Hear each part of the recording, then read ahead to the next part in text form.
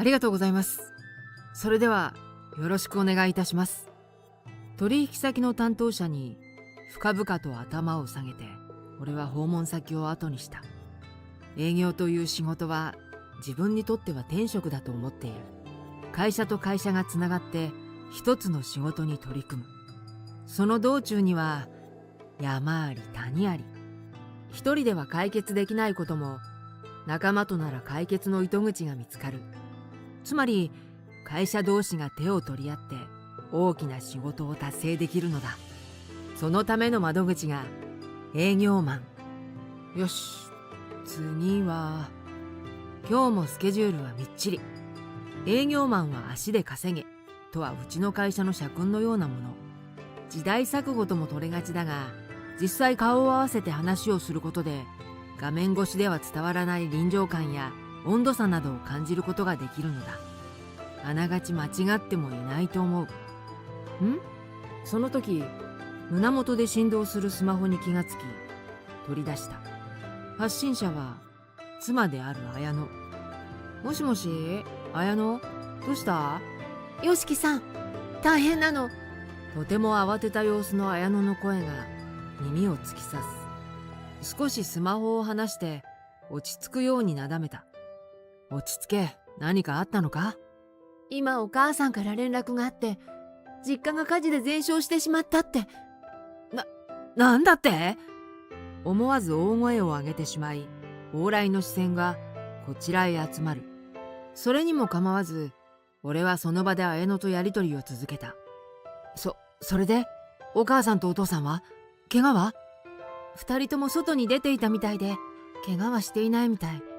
私はこれから実家へ向かうから、よしきさんも。ああ、もちろんだ。仕事を切り上げてそっちへ向かう。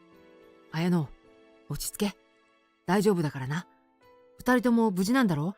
後のことはみんなで考えよう。よしきさん、ありがとう。後でね。綾乃をなだめながら電話を切った。大変なことになった。怪我はしていないとはいえ、お母さんとお父さんは今日から住む場所がないということだ。ひとまず今日はホテルを確保して、それからこうしちゃいられない。とりあえず会社に。取引先の訪問はあと数件残っている。俺は後輩に引き継げばなんとかなるだろう。あとは数日休みをもらわなくては。あ、もしもし、営業部の木村です。ああ、木村くんか。どうかしたのか？あれ？社長が電話に出られるなんて。ああ、ちょうどみんな出払ってしまってな。どうかしたのか？お世辞にもうちの会社は大きいとは言えない。それでも社内が出払うことなんてそうそうないとは思うのだが、まあ今はそんなことはどうでもいい。すみません社長、実は妻の実家が火事で全焼してしまいまして。おや、それは大変だ。それで今日は早退させてもらって数日お休みをいただきたいのですが。俺がそう言うと、なぜか社長は電話口で大笑いを始めた。社長？何を笑っているんですか？はは、すまん。いや、木村くんほど真面目な営業マンでも冗談を言うのだなと思ってな。ははは。冗談？いえ、社長、冗談ではなくてですね。まさか火事というのを冗談と取られたのだろうか。確かににわかには信じがたい話だとは思う。しかし社長、自分は勤務時間内に会社用の電話を使ってまで冗談を言う人間ではありません。ああ、そうだったな。すまん。それでなんだっけか。奥さんの実家が火事だったか？はい、そうなんです。申し訳ないのですが。何を言ってるんだ。当然仕事を優先するに決まっているだろう。再び笑い声混じりに社長が言った一言は驚くものだった。今回はきちんと伝わったはず。それなのに仕事が優先？社長、営業マンは足で稼ぐんだ。嫁の機嫌取りで稼ぐわけじゃないだろう。それとこれとは話が別です。家族があっての仕事でしょ。その家族が困っているんです。ならやめたらどうだね。再び社長は信じられない一言を言い放った。いいか木村君、君は課長なのだろう。嫁の実家がどうした。課長たるもの、仕事に生きて仕事を最優先するものだ。自分はそうは思いません。だったらどうするというのだね。木村君、今度は含み笑いをしながら、これはきっと何を言っても無駄だろう。わかりました。やめます。それで構いませんか。本気かね。当然です。会社にとって自分の代わりはいくらでもいます。家族にとって自分は替えが利きませんから。今日この後の訪問は後輩にお願いすること。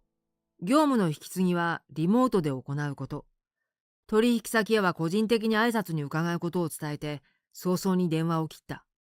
社会人としてはマナー違反かもしれない。しかし、それでもこの緊急事態に際して、あの社長の態度はいかがなものか。よし、すぐに向かおう。自らの決断を英断として心に決めて、俺は一度帰宅するべく家へと急いだ。2ヶ月後。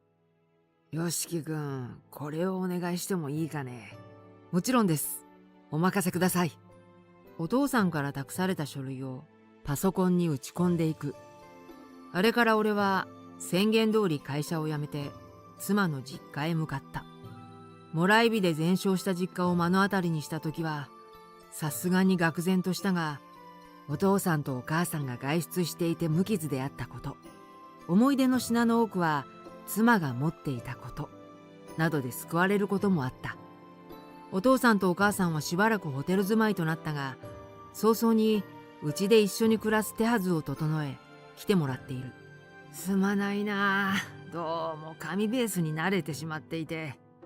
でもそのおかげで残っていた資料も多くあるじゃないですか。データにすればいいってものでもないんですよ、きっと。そして俺は今、お父さんの会社で働かせてもらっている。実は遅かれ早かれ勤めていた会社を退職して、お父さんの会社の手伝いをすることが決まっていたのだ。だからあの時、即座に辞める決断をした。今まで辞めていなかったのは、単純に営業の仕事が好きで、自分に向いていると思っていたから。そして何よりも、よしきさん、アーバンコーポレーションの安住さんからお電話よ。ありがとうございます。つないでください。お父さんの会社にとって有益な会社とのパイプを作っておきたかったからだ。会社を辞めることを先方へ伝えると、懇意にしていた会社の社長さんからは深く事情を聞かれた。俺は正直に答え、お父さんの会社に移ってからもいい関係を続けさせてもらっている。お電話変わりました。木村です。電話口からは聞き慣れた社長さんの機嫌のいい声が聞こえてくる。会社と会社、人と人、つながりがあるからこそ社会は成り立つんだと改めて感じた。わかりました。では明日伺います。よろしくお願いします。電話を切るとお父さんのところへ向かう。社長、明日アーバンコーポレーションの安住社長とアポが取れました。直接伺ってきます。おお、そうか。それは嬉しいな。アーバンさんといえば今までなかなか取引のテーブルにもついてもらえなかった会社だからな。安住さんは慎重な方ですから、俺も苦労しましたよ。よしきくん、本当に感謝しているよ。家のことも会社のことも。にっこり笑いながらお父さんが何度もうなずいてくれる。そんな、俺にとって家族が一番なんですから、遠慮なんかしないでください。するとその時、小さな会社のインターホンが鳴り響いた。綾乃が対応に向かうと、木村君。大声を張り上げてオフィスに入ってきたのは前の会社の社長。何事かと目を丸くする俺の目の前で、あろうことか社長はそのまま土下座をし始めた。社長、どうしたんですか一体。申し訳なかった、木村君。突然そんなことを言われて、一体何が何だかわからず首をかしげる。震えて涙ぐむ社長は地面に額をすりつけんばかりに土下座を繰り返した。知らなかったとはいえ、君には本当に失礼な態度をとった。だから一体どうしたんですか？俺の言葉にようやく顔を上げた社長は青ざめたまま口を開く。君のお父さんが國學院さんだとは知らなかったんだ。國學院さんがピンチだというのに、あんなことを君に言って追い詰めてしまったことを私は本当に後悔している。すまなかったとまた謝り始める社長。一体何が何だか分からず、俺はお父さんを見た。するとお父さんは少し困ったような笑みを浮かべて肩をすくめてみせる。いやー、君が働いている会社だったから少し出資をしていたんだ。その時に社長さんには説明したと思うんだけどね。大変申し訳ありません。失念しておりました。やれやれとお父さんが椅子から立ち上がり、土下座を繰り返す社長のそばに膝をついた。社会人になりたての吉木君に営業のいろは、会社のいろはを教えてくださったのは社長さんでしょ。吉木君から聞いてますよ。営業は足で稼げ。私もそう思います。元営業マンですから。お父さんがそう言うと、青ざめた顔色のまま社長が顔を上げた。私も昔家庭を顧みない男でした。しかしそれは間違っていると娘と妻が教えてくれました。社長さんがおっしゃることもわかります。男たるもの稼いでなんぼ。でも気づいたんです。私にとって大切なことは仕事ではないと。お父さんは綾乃、お母さん、そして俺を見た。吉木君は言ってくれました。会社にとって自分の代わりはいるけれども、家族にとって自分の代わりはいない。その通りだと思います。社長さん、会社にとってあなたの代わりはいるかもしれない。しかし家族にとってあなたはどうでしょうか。社長という肩書きが重たいこともわかります。でももう一度よく考えてみてください。國學院さん、出資はやめませんよ。安心してください。吉木君はうちの会社に移籍しましたが、育ててくれたご恩は社長として還元したいと思っています。今まで息子がお世話になりました。そう言って立ち上がったお父さんは深々と頭を下げた。それを見て慌てて社長もまた頭を地面にすりつけるのであった。綾乃と結婚して10年。すぐにでもお父さんの会社で働こうか悩んだことがあった。それを社会を知ってきた方がいいと送り出してくれたのはお父さんだったのだ。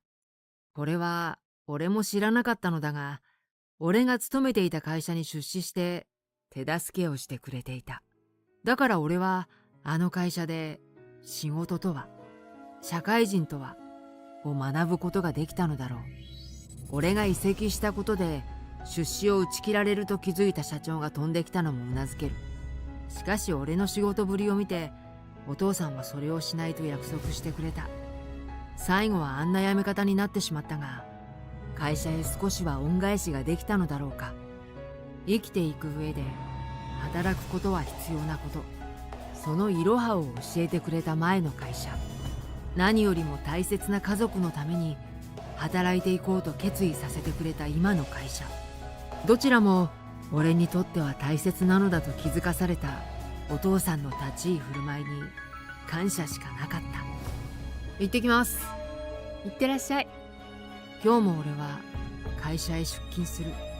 大切な家族を守るために、大好きな仕事を精一杯するために、いつかお父さんのような、社長のような立派な会社人になるために。